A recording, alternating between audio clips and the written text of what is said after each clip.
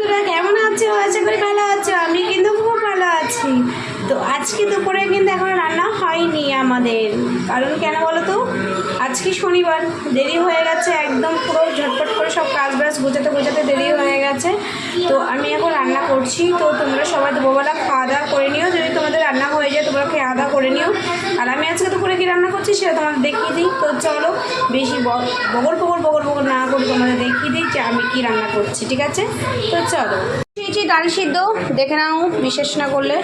তো ডাল সিদ্ধ বসিয়েছি, মুগ ডাল, তোমরা সবাই নাও আজকে শনিবার নিরামিষ, তার জন্য মুগ ডাল করেছি। আর করবো একটু বাঁধাকপি ভাজা করব, আর হচ্ছে এই যে আলু কেটে রেখেছি বাঁধাকপির জন্য। আর হচ্ছে তোমার এটা হচ্ছে শাক, এটা হচ্ছে তোমরা কী মনে করছো, এটা মনে করছো শাক না, একদমই না, এটা কিন্তু শাক না, এটা হচ্ছে তোমার সেই গন্ধপাতালি পাতা বড়া করব। তোমরা সবাই জানো আমি এই সব পাতা বড়া খেতে খুবই ভালোবাসি।